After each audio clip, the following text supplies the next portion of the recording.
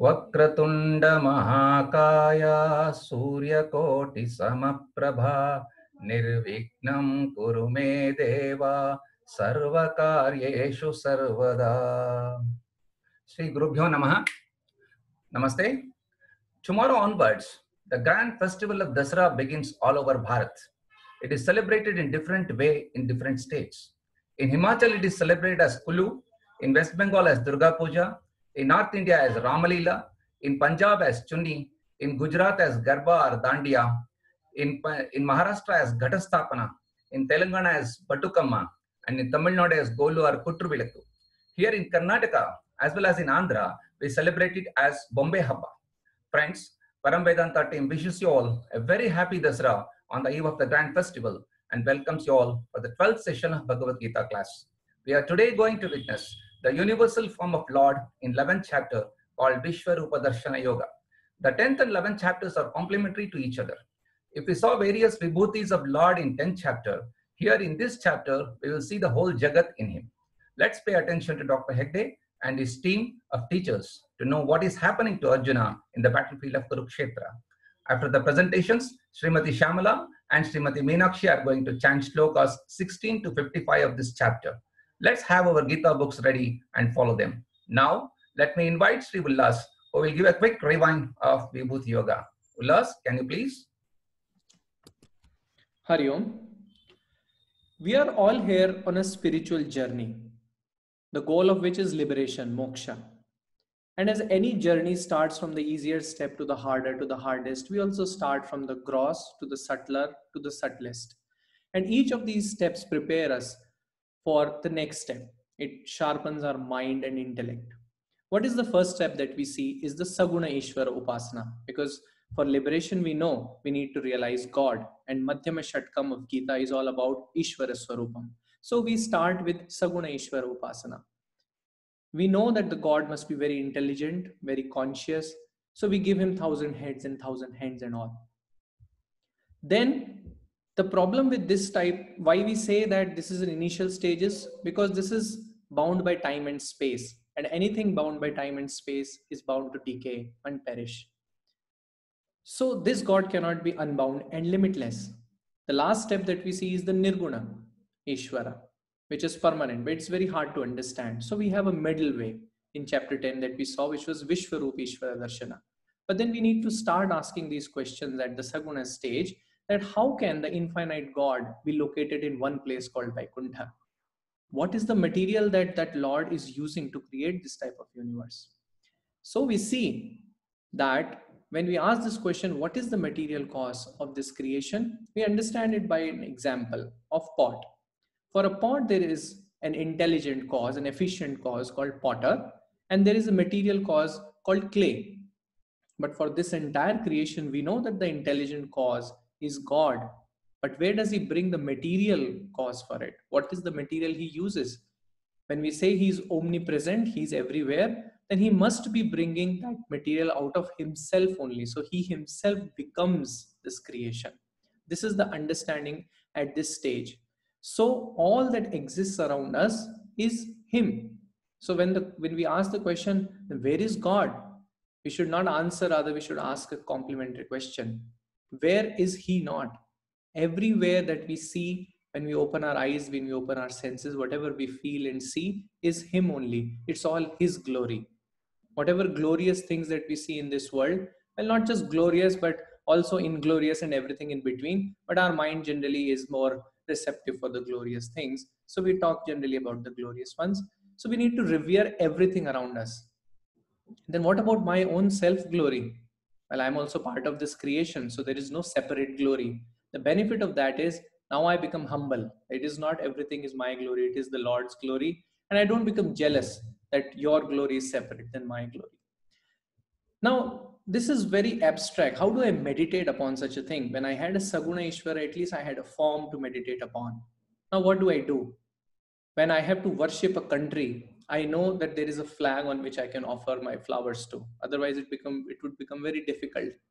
So Arjuna asks Lord that please give me some of your glories on which I can meditate upon. And the Lord gives him two. He says the very consciousness that is in me, in you, in everyone else is because of his glory. So one can meditate upon that. And then the very existence, the pen is the existence of pen, the existence of fan, the existence of table, everything is just a different form of existence, but that pure existence is him. Now again, this is not again very easy to understand, at least in the initial stages.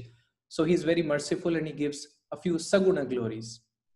Now there is a sample that is given in the 10th chapter, and I'm presenting a few of those in front of you. Of all the controllers, he says I am Yama. Of all the Vedas, he says I am Samaveda.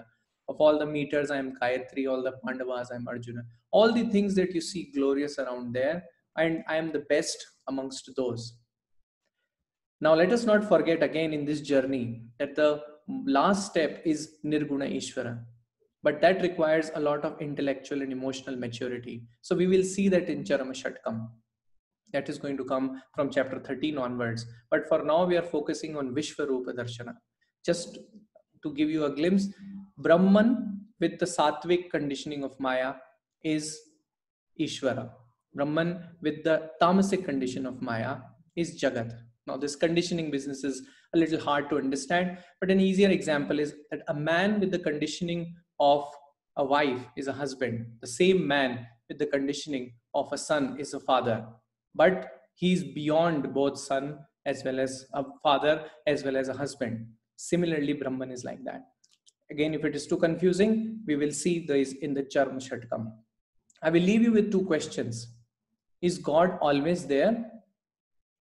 The hint I will give you is that the material cause is never away from the product. The potter can be away from the pot, but clay is always there with the pot. So whatever we see around, we always have that around us. So God is always around us.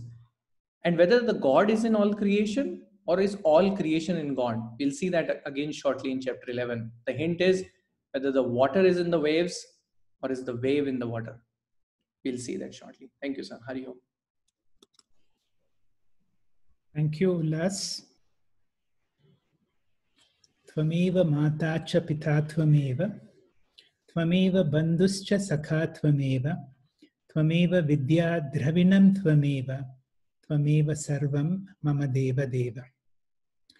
We begin the study of the 11th chapter of the Bhagavad Gita titled Vishvaroopa Darshan Yoga. In this chapter, our whole exercise is to see the world as God. And this is called Vishvarupa Ishvara Darshan. This is the whole transition of using the sadhana of bhakti to move from the very comfortable, what we have always been used to, the Eka Rupa, the form of God that we like, also called Ishta Devata, to Arupa. So we have to relinquish one if we have to go to something higher. And that is the whole challenge. And this in-between process, the stepping stone, is through the Vibhuti Yoga and through the Vishvarupa Ishvara Yoga. In this chapter, Arjuna asks Sri Krishna, I want to see your universal form. And Krishna offers him what is called the Divya Chakshu. Let us analyze what do you mean by the Divya Chakshu. And Krishna says, you will not be able to see my universal form with your ordinary eyes. You need an extraordinary eyes. In medicine, we have a phrase which says, what the mind does not know, the eye does not see.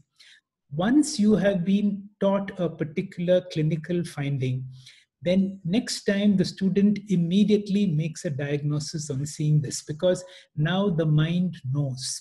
So the real shift in the process of Divya Chakshu is not a special 3D goggles that you get. It has nothing to do with the eye.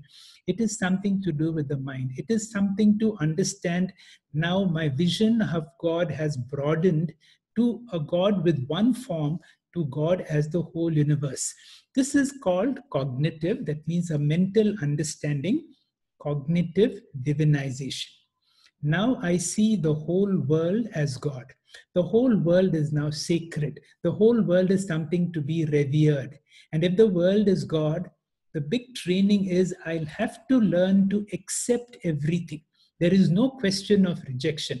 There is no question of something bad. Something is mine or something is not mine. Now, this shift from mine and to not mine is the whole giving up of ahamkara and mamakara. If we are able to do that, we will be able to have the Vishvaroopa Ishvara Darshana all the time, and we will not struggle like what Arjuna had. Arjuna was prematurely given that vision, and he was not able to accept everything. Now let us see what is that we have to learn to accept. The Shiva Sutras begin, the second sutra and the Shiva Sutras begin in a very amazing manner.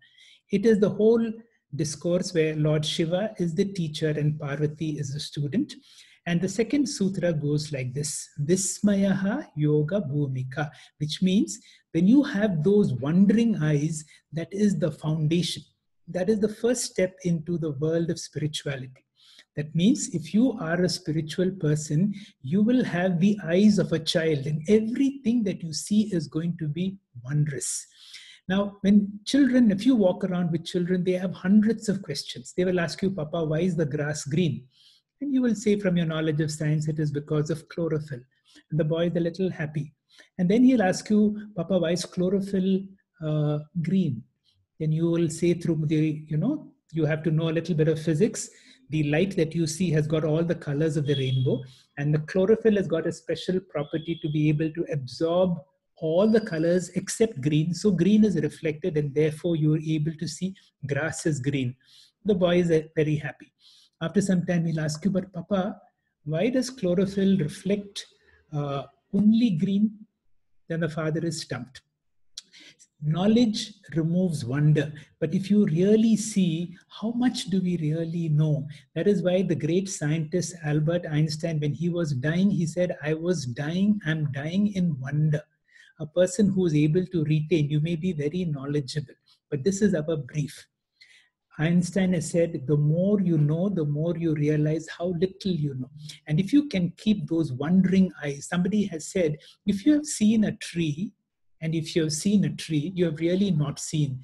But if you have seen a tree and you have seen a wonder, that is the ability to see God, to feel God, to breathe God, and finally to be God. And that is the whole wonderful process that we are going through in this whole process of the Vishvarupa Ishvara Darshana chapter. In order to be able to come to this vision of the Gita, there are certain practices that I would suggest, which is a slight deviation from what we normally do, or slight variation of what we normally do, because normally we are so conditioned to do Ishta Devata Upasana, but we will use the same prayers, but now to be able to see the whole world as God. Let us begin the moment we wake up. When we wake up, we are born into the world of Maya. This whole world is the creation of Goddess Maya. And if you have to be successful in the world, you need the blessings of the three Devis. And there is a beautiful prayer. Even as you're opening your eyes, you have still not got up from your bed. Let this opening prayer be. Put your hand in front of you. Visualize all the three Devis. It says, Karagre Vasate Lakshmi, Kara Madhye Saraswati, Kara Mule Sthite Gauri, Mangalam Kara Darshanam. So invoke the blessings of all the three Devis, because you need knowledge, you need wealth, and you need strength to be successful in the world. Now you're putting your foot down on the ground. And before you do that, there is a beautiful prayer addressed to Bhu Devi, to Goddess Lakshmi. And you're saying, forgive me, Goddess, because I'm putting my feet on you. Which means you now sensitize yourself as you're putting your feet on the ground. And the beautiful prayer that we need to remember is this. Samudra Vasane Devi Parvate Sthana Mandale Vishnu Patni Namastubhyam Padas Sparshak Shamastvame. Please excuse me as I put my foot on the ground. We do that, but we forget the rest of the day. Can we do a few exercises to remember that we are grounded all the time, to feel Bhu Devi? And one of the things I would still suggest is, as far as possible, walk barefooted. There are certain spiritual exercises given to certain advanced students. And when the student is a little more evolved, it is said that the teacher will come and give certain exercises. Whenever you walk, feel the ground beneath you, And let that be an exercise all the time. Let us be in touch. Let us be grounded. We take this for granted. Whenever you are on a long flight or whenever you are on a ship away from the water, initially it is exciting. But after some time, you are waiting for the touchdown. And the moment you touch down, you feel so much more comfortable. You feel so much safe to be back on ground.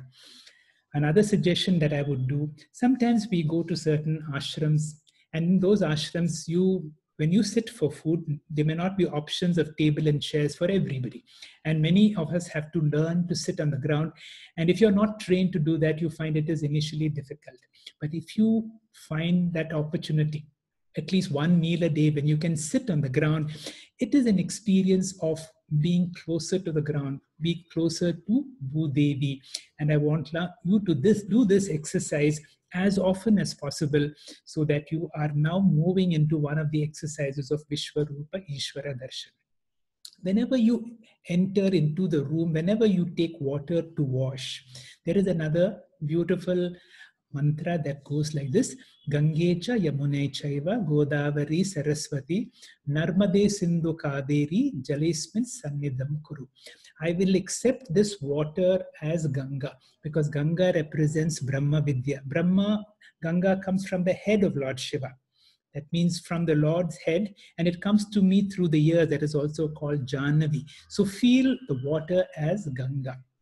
When you enter into the God's room and you light the lamp, now for the first time you're seeing Pratyaksha Devata Agni, and in the Ishavasya Upanishad there is a concluding 18th verse, which is a very beautiful prayer which says, Om Agni Naya Supataraye Asman Vishvani Deva Vayunani Vidvan. A very beautiful prayer asking you to show you the right path, and so on. Every time you drink water, whenever you feel the taste of water in your lips, Krishna reminds you, Rasoha Mapsu Kaunteya. Remember, each time you drink water, when you feel the taste of water, feel Shri Krishna. Whenever you see light anywhere, light indirectly has come to us from the sign Prabhasmi Shashi Suryayo. So to look for opportunities to be able to see Vishvarupa in everything that we do. We eat so many times per day. And there is a beautiful prayer which says, Annapurne Sadapurne. The food that is in front of me is also divine.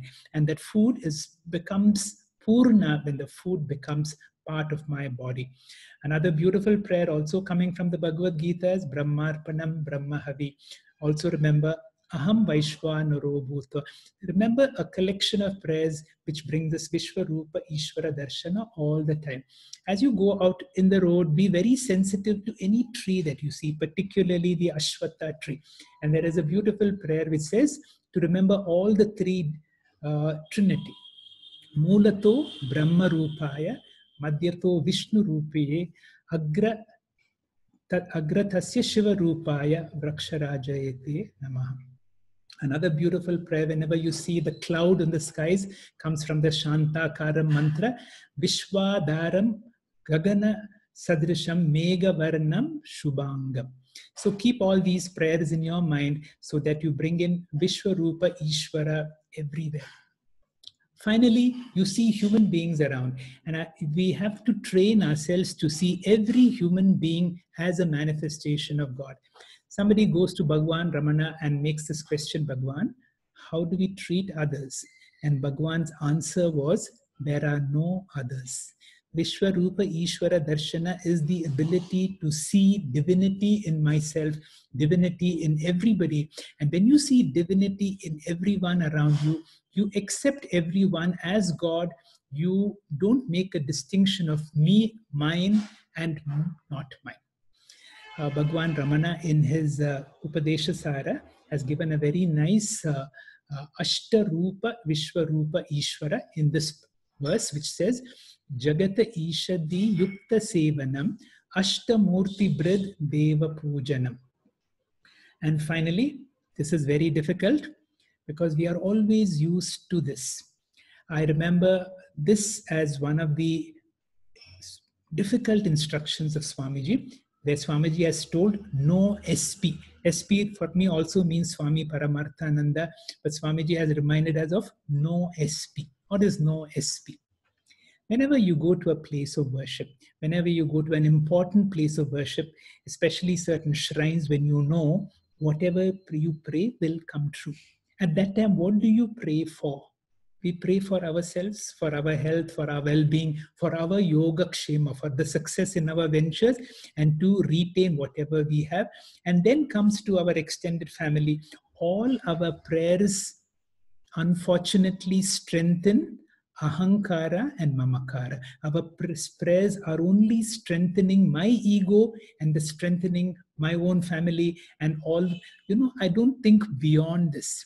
And Swamiji says, if you have to evolve into Arupa, you have to go to Vishvarupa prayers. And one of the most powerful Vishvarupa prayers is this prayer, Om Sarve Bhavantu Sukhinah. Let us, sir, I will conclude what I said about having those wandering eyes, that Divya chakshu. It is called Vismayaha Yoga Bhumika. When you have those wandering eyes, when you have those eyes of a child, everything that you see is wondrous. Everything that you see is divine. You are so excited like a child to see everything.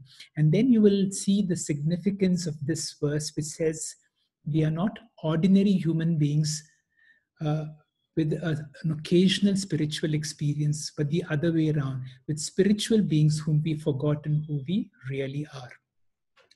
Dr. Sundar, will you tell us about this particular chapter, how the chapter opens about Dr. Sundar? Hari Om Shri Gurubhyo Namaha. We see it as a recurring theme in the Madhyama Shatakam that Lord Krishna is offering Vishvarupa Ishvara Bhakti as a stepping stone to move from Ekarupa Ishvara, Ishtadevata Ishvara, Saguna Devata Bhakti to Arupa Isvara Bhakti or Nirguna Swarupa Ishvara Bhakti. Let us now try to understand how this works. As we see in the next slide, in the most basic form of bhakti, the bhakta is attached to the body-mind complex. He believes that the outside world is the cause of sorrow, cause of joy. He goes about dividing the external world into favorable, unfavorable. Life becomes a series of events where I'm trying to acquire what I believe will bring me joy, which is raga, or get rid of things which I believe bring me sorrow, which is dvesha. So at the basic level, the bhakta is having intense raga and dvesha. At the highest level, the uttama bhakta, the culmination or the jnani, because he has progressed through the various levels of spiritual sadhanas, purified his mind, and thereafter acquired jivatma, paramatma, aikya jnanam. And because he is able to constantly abide in Brahma Tattvam, which is of the nature of Purnatvam, he has no needs and wants and therefore has zero ragadveshas. So Krishna is demanding essentially for us to jump from intense ragadvesha to zero ragadvesha. Evidently, this seems like an impossible jump. It is here that Krishna is offering Vishvarupa Ishvara Bhakti as a stepping stone to make this jump. In Vishvarupa Ishvara Bhakti, in the previous chapter, or in the chapter 7, Lord Krishna has taught us that God became this universe. So everything around me at all times is God alone. If that is so, how can I look at a part of universe as something which I should like and develop raga, and another part of the universe which is also God, something which I should dislike and develop dvesha? So this approach to this creation as Vishvarupa Ishvara considerably reduces raga dvesha, because everything is God everywhere at all times. And thereby this forms a stepping stone to move eventually to a culmination when raga dveshas become zero. With this understanding, let us move to the initial verses of this chapter, which go in this manner. evametadhyatha tatvam atmanam parameshvara drashtumiccami te rupam aishvaram purushottama yatha atha tvam atmanam. Just as you have described yourself, etad refers to as Vishvarupa Ishvara, evam refers to such a description in the foregone chapters, chapters 7, 9 and 10. O Parameshwara, drashtumiccami te Aishvara Rupam. I wish to see that divine form which you have described already to me, O Purushottama. Now Krishna has told everything is him. So why is Arjuna asking, show me your form? Because everything is Krishna. So this question appears absurd. But the deeper significance, the meaning in this verse is, when Lord Krishna said, visualize everything as Vishvarupa Ishvara, essentially he meant reduce the raga dvesha. So what Arjuna means is, I have gone through the chapters, but my raga dveshas are remaining the same. As seekers, we have gone through the chapters 7, 9, 10. Has our raga dvesha reduced? If it has remained the same, then we have to identify with Arjuna and ask Lord Krishna the same question, that I have not had the impact of the previous chapters of Vibhuti Yoga. So please help me out. The other problem for Arjuna is Krishna has already said that this is a stepping stone. So Arjuna realizes if he does not grasp this stepping stone, he will not be able to leap into Arupa Isvara. With this problem, Arjuna now seeks a favor from Lord Krishna, as we see in the next verse. Manyase yadi tat shakyam maya drishtum iti prabhu yogeshvara tato me tvam drashyayatmanam avyayam. Maya drishtum yadi shakyam. If you think, consider that it is possible for me to see. Iti refers to as Vishvarupa Ishvara with full divinization. Tata, then, tvam avyayam darshayam atmanam. If that is possible, then please show me the Vishvarupa Ishvara in such a way that my raga dveshas reduce. The usage of the word Yogeshvara here is significant. It means Lord with magical powers. Normally, there is chitta shuddhi or purity of mind as a prerequisite step before I am able to appreciate everything as Vishvarupa Ishvara. Arjuna is aware of this, and he is also aware because of this he is not able to appreciate Lord as this universe. So he is asking Krishna to know if there is any way to temporarily bestow upon him chitta shuddhi, so that he can have the impact of reduced raga dveshas while he visualizes everything as Vishvarupa Ishvara. So in this request, there is also for us an opportunity to have a glimpse of the divinized world with reduced raga dveshas, and having got a glimpse it should motivate us to obtain chitta shuddhi at a more permanent level, so that we can have a constant vision of Vishvarupa Ishvara with reduced raga dveshas, so that we can eventually make the jump to Arupa Ishvara. Thank you very much. Thank you, Dr. Sundar, for giving us the context of how Arjuna wanted to see the universal form and how he is asked for the Divya chakshu. And as we always seen, the Divya chakshu is something cognitive. The more we reduce our ahamkara and mamakara, the more we have less of sense of me, and the more we have that universal vision. And that is why I was trying to explain in the last, whenever we pray for something specific. No SP means no specific prayer or no special prayer. And if you have that vision that I am looking for something higher or something bigger, and that is what this Divya chakshu is. Otherwise, we get the Divya chakshu, which we will not deserve, as what happened to Arjuna. Madhusudan will explain a little more about Vishvarupa Ishvara Darshana and the significance. Madhu, please. Gurubhyo Namaha. The verse goes like this: Natumam shakyase drastum anenaiva swachakshisha divyam dadamite chakshuhu pashyame yogameshwaram. As we heard from Dr. Sundar earlier, and also Dr. Hegde's initial commentary about Vishvaroopa Darshan, the meaning of this shloka itself is, but you cannot see my cosmic form with these physical eyes of yours. Therefore, I grant you the vision. Behold my majestic opulence. So, the question is, how can one have the darshanam of the Lord in the form of the world itself? What should you do? If you want to have the vision of the Lord as the world itself, if you want to have the Vishvarupa Ishvara Darshanam, then learning to see the world in the form of Lord is the only answer. One should train and learn oneself to look at the very world as Ishvara.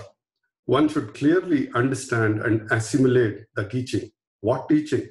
That the Lord alone manifests in the form of the world. To put in technical language, Lord alone is the material cause of the universe. And this change of perspective, or this new perspective that we receive through the teaching, is called Divya Chakshu or Gnana Chakshu, the eye of wisdom, the eye of understanding. And therefore, it is not a physical eye, and it is also not a mystic vision that we are talking about. It is only a new perspective that is developed by understanding the teaching, which started from the 7th, 9th, and 10th chapters. To elaborate this, Swamiji gives us a beautiful example. As you would see in my next slide, it is like somebody gives you a piece of laddu or candy, and you like laddu very much, and therefore, the moment you receive, you are about to straight away swallow. And at that point, a person comes and tells you, this laddu is from Tirupati. Now you have an additional information, which is purely an intellectual appreciation that this piece of laddu is coming from Tirupati. The moment you get this knowledge, suddenly your perspective changes. It is not a mere laddu with sugar and whatever the material be. It has some invisible factor which gives the status of prasada. Now, once this third eye, which is developed through this understanding, contacts the laddu, then you see prasadam. This is called divinization of laddu. As you would further see in my next slide. So, herein, Krishna introduces the requirement of two types of chakshu, two types of eyes. One is laukika chakshu, another is divya chakshu. And therefore, Krishna warns Arjuna, you cannot have Ishvara Darshanam with the help of mere physical eyes. Anena chakshusha, swachakshu means laukika chakshu, the mamsa chakshu, with the help of which you cannot see me. Mama drastum nashakyase, and even if you see me, you will not have an impact. And once that attitudinal change comes, pashyame yogameshwaram, you will relook the same world in front of you as Mama Ishvara Yogam. You see my divine glory. Even Pancha Mahabhutas become Lord Shiva. Therefore, see Vishvarupa with this Divya Chakshu, which I am blessing. We will see in the detailed description of Vishvarupa Darshana through Sanjaya's eye in the next slide. It's interesting here to note that Sanjaya himself is also getting Vishvarupa Darshanam, which means to say he has been granted Divya Chakshu, or he already has it in him. Some say Sam Jayaha means one who has won over the ahamkara and mamakara, and hence has Divya Chakshu. Sanjaya goes on to say, Yeva Muktva Tato Rajan Mahayogeshvaro Harihi. Sanjaya says, Krishna, the great Lord of all powers, thereafter revealed the supreme divine form to Arjuna. And what type of Vishnu he is? Mahayogeshvaro Harihi, the one who has got the great powers of purification. And how did the vision and the grandeur of the Lord in Vishvarupa Darshana itself was seen? Aneka Vakranayanam, his mouths and eyes everywhere. Aneka Adbhuta Darshanam, with numerous wonderful sights, innumerable wonders.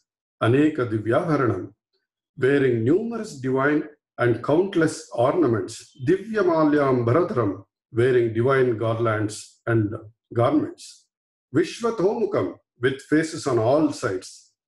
To conclude, wonderstruck Arjuna, witnessing the Vishvarupa vision with mixed feelings of divinity, surrender, bhakti, fear, etc., just bows down to Krishna in all reverence. As we see here, these verses of chapter 11 are so beautiful, are an unparalleled ode to the universal form of the world, massive universes and their tiniest particles, majestic gods of nature, and the most insignificant of creatures, the shadow place of good and the evil, all hold their special place in the conformation of cosmic age.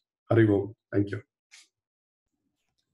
Thank you, Madhu, for a nice explanation of the difference between the Laukika, the worldly eye, and the Divya Chakshu through the addition of knowledge and the knowledge that we have got from the 7th, 9th, 10th chapters, where Krishna introduces this whole world as an apara part of himself.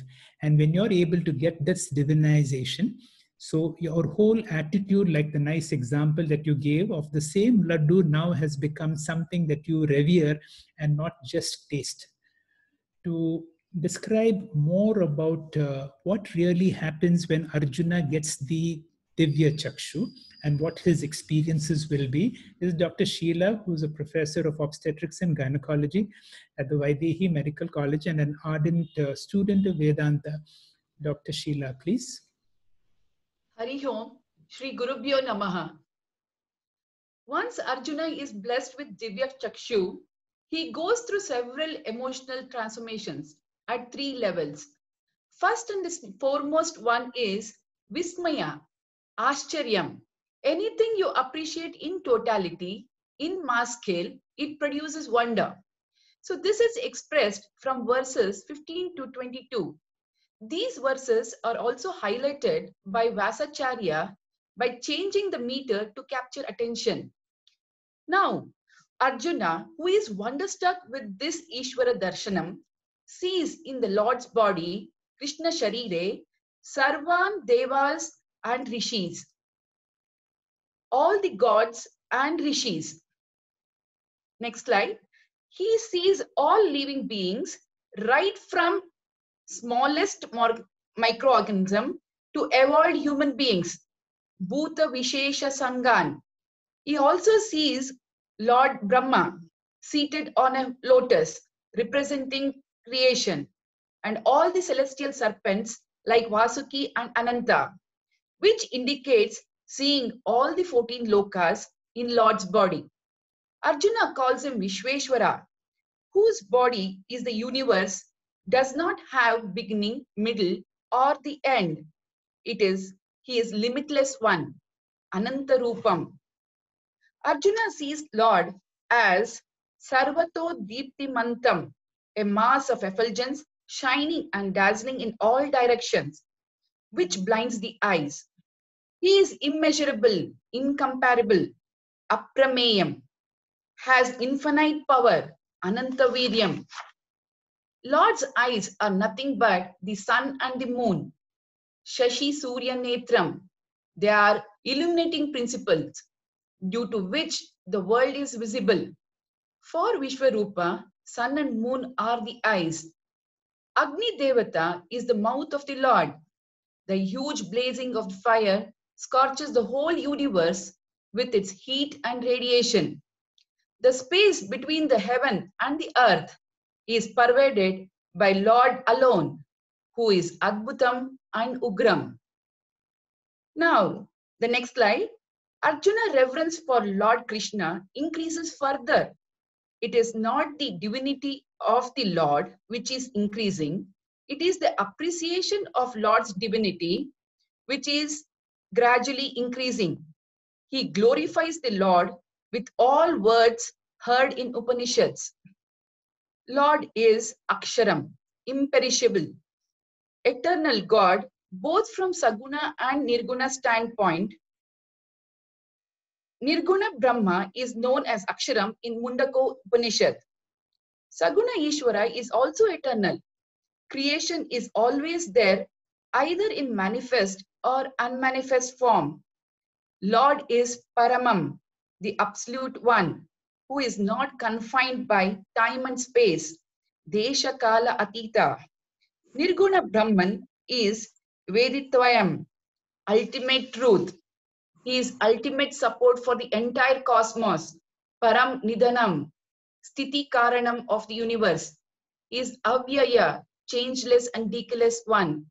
And lastly, Saswato Dharma Gopta and Sanatanaha, eternal God who is ever present, always there, and protects the eternal Dharma. All the rishis and devas, who are all informed, enlightened people, appreciate the Vishvarupa with Anjali Mudra and prayers, and also Rudras, Adityas, Vasus, Ashwini Kumaras, and Maruts have Vishvarupa Darshana. And those who are immature people approach this with fear. Next slide. This is to say that wherever ahamkara and mamakara is subdued or reduced, there is inner refinement, maturity of mind, wisdom increases, and this brings about new perspective attitude of divinity. Vishvarupa Darshana is extraordinary perspective towards ordinary perception.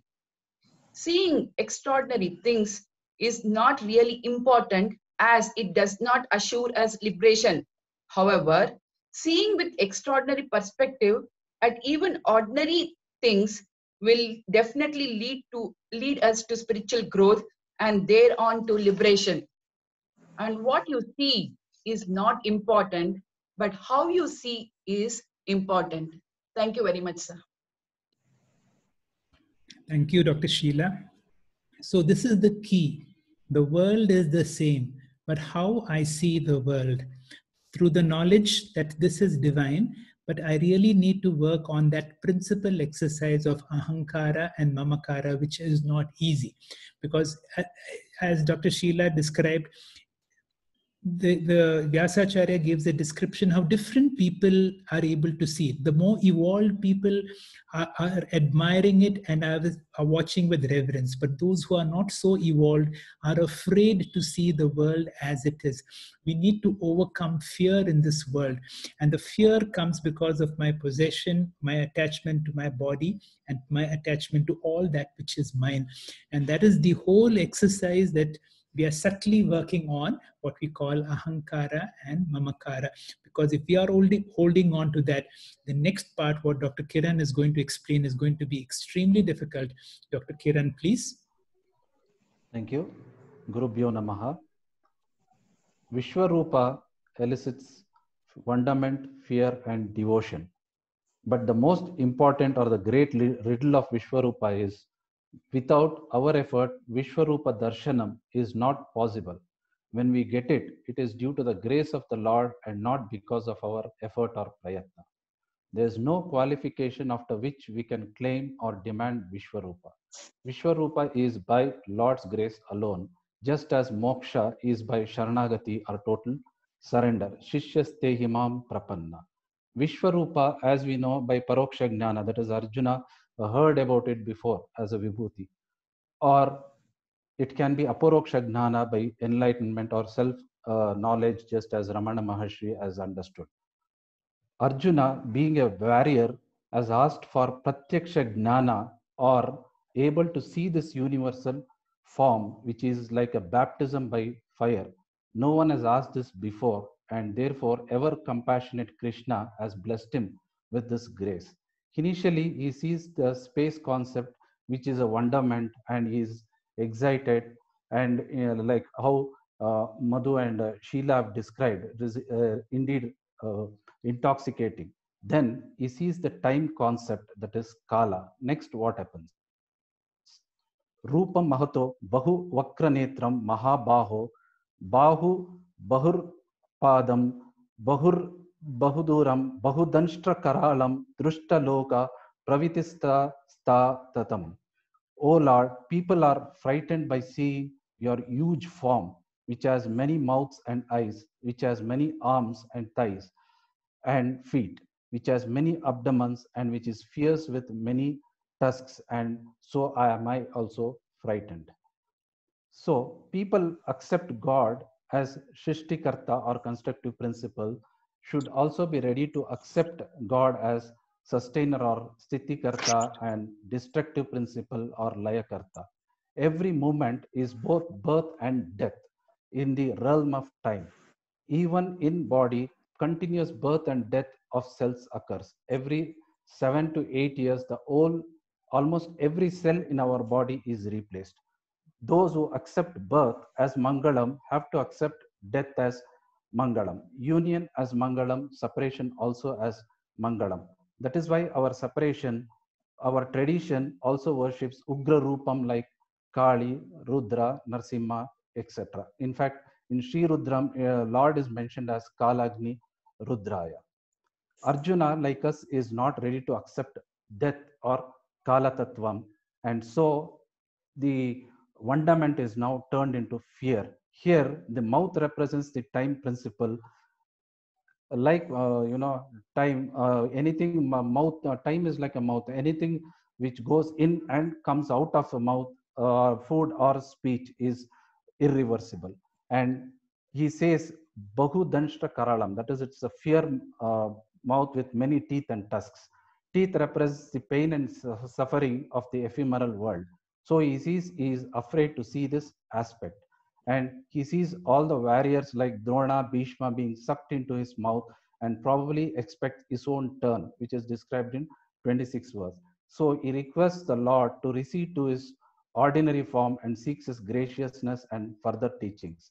So please study further verses to accept and get accustomed to the seemingly opposite role of birth, death, sukha, dukkha, and also Lord's answers on fate, destiny, and free will, because that is very important. Thank you very much. Thank you, Dr. Kiran, for giving us the big difference between what is Vibhuti Yoga. In the last chapter, we saw all the nice things as divine, and it is very easy to accept and see God when everything is perfect and beautiful. But to see God as death, to see God as suffering, to see God in all the bad things, the so-called bad things. In fact, from now on, there is no more bad news. I have to learn to be able to accept everything, and this is only possible for a Parabhakta, for a Paramabhakta. And in a Paramabhakta, what happens? There is no sense of me, there is no sense of mine, everything is thine, and that is the transition that we are going to see in the next phase, which Venkatesh Prasad will explain. Venkatesh, please. Thank you, sir. Shri Gurubhyo Namaha. If all other chapters of Bhagavad Gita are full of teachings, this 11th chapter is full of action. It is replete with changing emotions of Arjuna and grace of Krishna. If all other chapters are theory, this one is practicals. Now, we are in a situation where Arjuna, on exposure to the wonder of Vishvarupa, is engulfed by fear and is pleading with Krishna to show him the Saumya Rupa of Chaturbhuja Vishnu. In the previous shlokas, he prostrates before Krishna with a sense of guilt for having treated Krishna in an unreverential manner. As we see shloka 44 in the slide, he is surrendering completely and says, Tasmat pranamya pranidhaya kayam prasadaye tvamahamisha meetyam piteva putrasya sakheva sakhyuh priyah priyayarhasi deva sodum. I will bow down to your feet. Please forgive me for all my blunders, like a father forgives his child, like a friend to his friend, and a husband to his wife. We must observe Arjuna is consciously elevating Krishna to higher pedestals of father, husband, etc., whom he was treating as equal hitherto. He sincerely confesses that he was wonderstruck and stunned by the unique Vishvaroopa Darshan he had had, and his heart is pounding with fear. In shloka 45, he says, Bhayena cha pravyatitam me. So, oh my Lord, please show me your pleasant rupa of Chaturbhuja Vishnu. In the next shloka, in 46, with kirita on head, chakra and gada in hands. He says, Kiritinam Gadinam Chakrahastam. As we move on to the next slide, this chapter is a witness to the changing emotions of Arjuna and his transition from curiosity to see Vishvarupa, his surprise followed by tremendous fear on seeing the combined universal form of Srishti, Sthiti and Laya, and finally towards Bhakti. This darshana can be had only with graduation of Bhakti from Ekarupa to Anekarupa. Such a graduation has a prerequisite of Divya chakshu. This Divya chakshu is a technical term meaning a mind not overpowered by ahamkara and mamakara. Attaining this is a gradual process of understanding a rigorous spiritual practice. Arjuna got this out of turn and he could not withstand it. Sadhana chatushtaya sampatti, meaning Vishvarupa Ishvara Bhakti, is still not accomplished by Arjuna. Hence, he is acceptable to downgrade himself to Ekarupa Bhakta. As such, he is requesting Krishna to change his form from Vishvarupa to Chaturbhuja. Krishna is ever obliging to his dearest friend turned Bhakta and shows him his Chaturbhuja Rupa as requested by Arjuna. What we have to understand here is Vishvarupa is not one of the forms like that of Rama, Krishna, etc., but is the sum total of all forms in the entire universe, as we see in the slide, the universal form. Withdrawing that Rupa means what? It means Pralaya. The whole universe should go back to the unmanifested form. So, what Krishna does is withdraw the Divya Chakshu given to Arjuna so that he is unable to see Vishvarupa anymore. To see this form, one has to get rid of Aham and Mama. Sanjaya could do this where Arjuna could not do this. As we see the universal, the whole universe is a form of Krishna. That is the Vishvarupa, which Sanjaya could see and appreciate. As you see in the next slide, in Shloka 48, Krishna says, Drashtum Tvananyeya Kurupravira. None other than you had this privilege. So cool down, come out of fear, and look at my charming form. In Shloka 49, he says, Tadeva me rupamidam prapashya, which Arjuna responds with in Shloka 51, Idani masmi samruttaha sachetaha prakrutim gataha. Finally, Krishna winds up glorifying Vishvarupa. This Vishvarupa of mine cannot be seen by acquiring Vedagnana, doing yajna, tapas, dana, etc. You got this special darshan, not because you deserved it, not because you are qualified for it, but because you surrendered and you asked for it. Only an Ananya Bhakta can have this special Vishvarupa Darshana and merge in me. Who is that Ananya Bhakta? As Krishna explains in this final shloka 55, which you are seeing in this slide. Mat karma krun, mat paramaha, mat bhaktaha, sangavarjitaha, nirvairas sarva bhuteshu, yassa mameti pandava. Mat karma kratu means who performs all duties for me. Mat paraha, who dedicates all credits to me and lives on my grace only. Mad bhaktaha, who is devoted only to me. Sangavarjitaha, who is devoid of attachments and has no ragadvesha. Nirvaira sarva bhuteshu, who has no enmity towards any creature. Yas samameti, such a person merges in me. I conclude with a beautiful doha of Sant Kabir, which defines Ananya Bhakti, as can be seen in the final slide. Jaha jaha chalu karu parikraman, jo jo karu so seva, jab sobu karu dandavat, jano deva na duje. Hari Om. Thank you, Venkatesh, for bringing a nice conclusion of this very beautiful, as you said, a very practical chapter which can transform the way you look at the world. The biggest transformation is you bring in spiritual knowledge and you learn to accept everything as the will of God. From now on, the big jump will be no more complaints. I have nothing to complain. There is no bad news. I accept everything as the grace of the God, and that is the way to be a Parama Bhakta, and that is how you can accept good things as prasada, and you expect bad things also that come to you as Mahaprasada. One of the nice prayers that you do when you wake up in the morning, in addition to all Karagre Vasate, Samudra Vasane Devi, you know, if you are a Bhakta, this is going to be your prayer. Matra sparshasu kaunteya sita ushna sukha dukkadaya agama pahino nityatam titikshaso bharata. As I wake up this morning, I know I will experience Sukha, dukkha, hot, cold, pleasant, unpleasant, those things are gone. But give me that strength to accept thy will. The only prayer will be, give me the strength to accept, because now I know that whatever you do is for my good. From this background, we come to the very beautiful 12th chapter next week. The 12th chapter is termed Bhakti Yoga, and like everything in the Bhagavad Gita, it is another very, very beautiful, extremely short, one of the shortest chapters of the Bhagavad Gita, with only 20 verses, which deals with all aspects about bhakti. It begins with Arjuna's question. Arjuna is just like any one of us, and he has a very genuine question. Should I worship you with form, or should I worship you as the formless? Dr. Sri Krishna gives a very diplomatic answer, because we know for sure it is impossible to reach the formless without going through the form.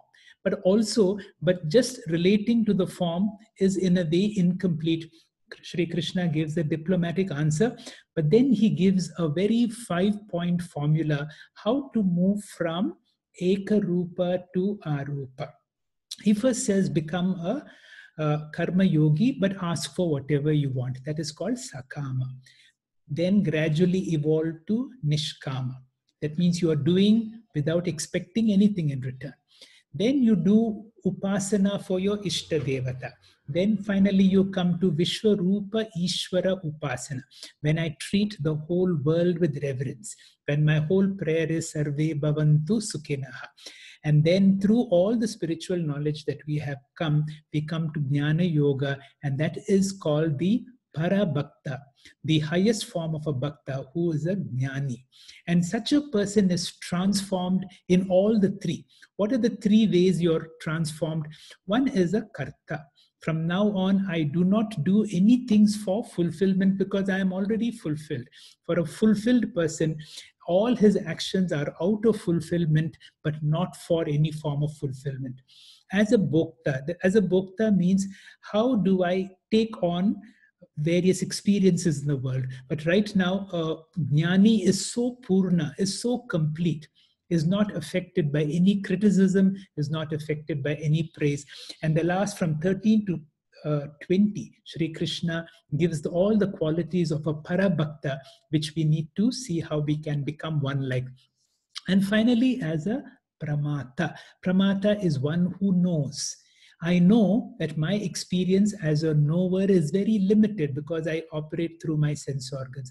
But by now I know that I am the Parabrahma Paramatma operating through a limited instrument, and therefore I am not affected by anything that I experience, because I am well beyond all that. We conclude this class by the chanting from verses 36 to 55. This is a beautiful set of verses which will be chanted by Meenakshi and Shamala. Meenakshi and Shamala, please go ahead. Hari Om.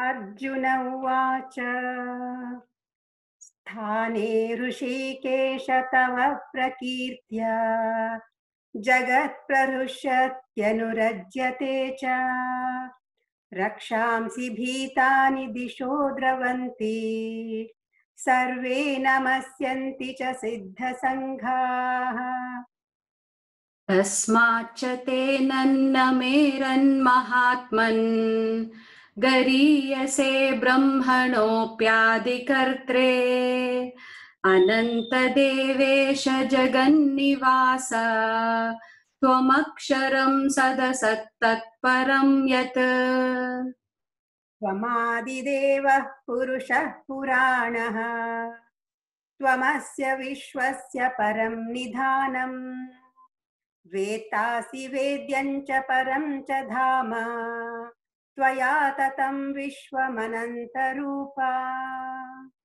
वायुर्यमोऽग्निः वरुणः शशाङ्कः प्रजापतिस्त्वं प्रपितामहश्च नमो नमस्तेऽस्तु सहस्रकृत्वः पुनश्च भूयोऽपि नमो नमस्ते नमः पुरस्तात् अथ पृष्ठतस्ते नमोऽस्तु ते सर्वत एव सर्व अनन्तवीर्यामितविक्रमस्त्वं सर्वं समाप्नोषि ततोऽसि सर्वः।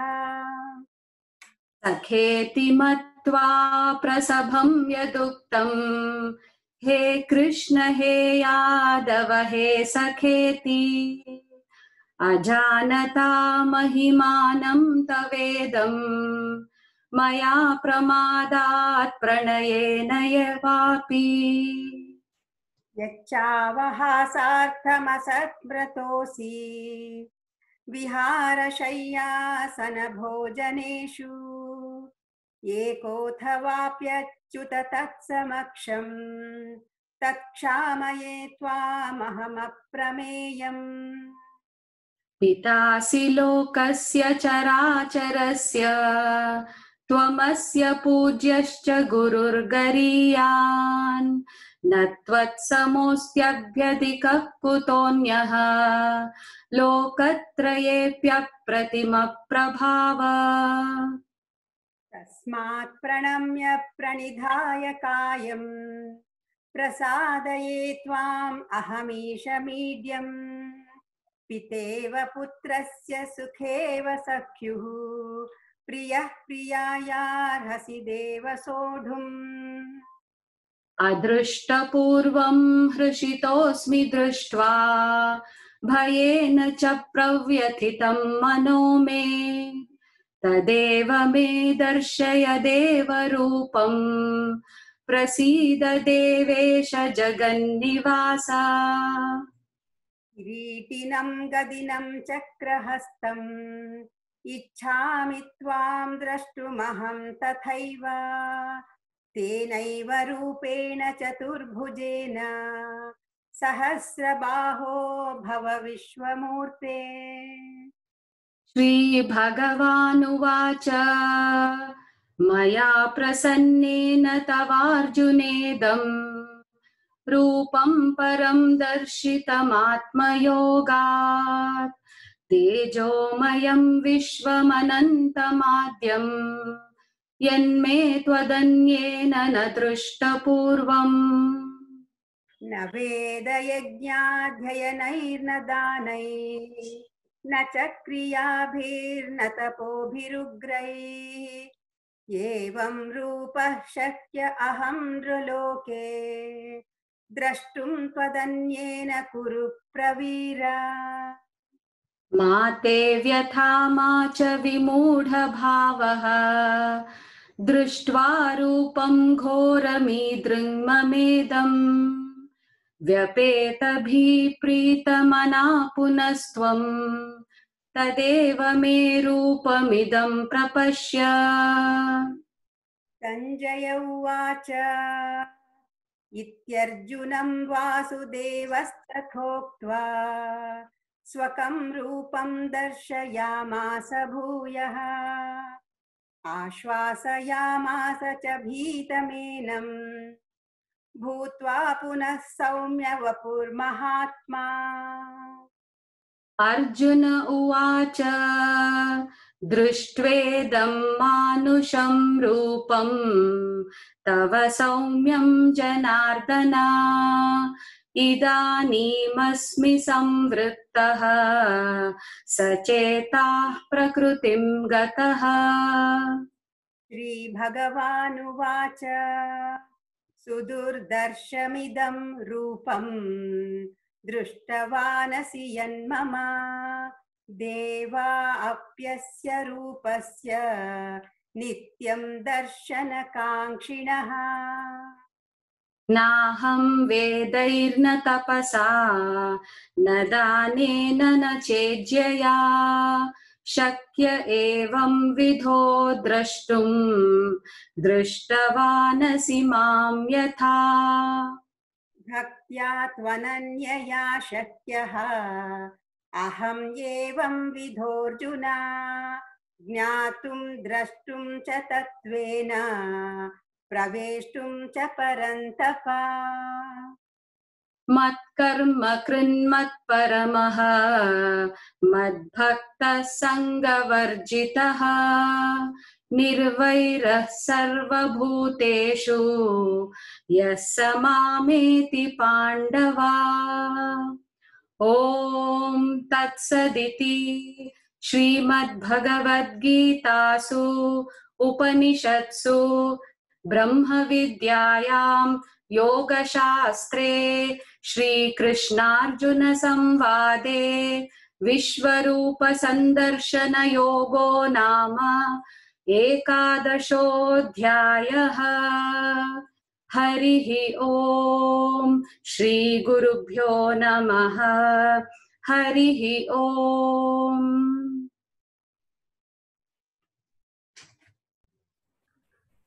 Thank you, Shyamala and Meenakshi. Friends, it's curtains down for today's class. Thank you very much for your patient listening. Next week, we are going to study Bhakti Yoga. Video recording of this class and study material will reach you soon. We shall meet next Friday, same time. Please log in before 6:45 p.m. local time. Namaste. Now, let me chant Shanti Mantra to end the class. Om Purnamada Purnamidam Purnat Purnamudachyate Purnasya Purnamadaya Purnamevavasishyate. Om Shanti Shanti Shanti. Harihi Om.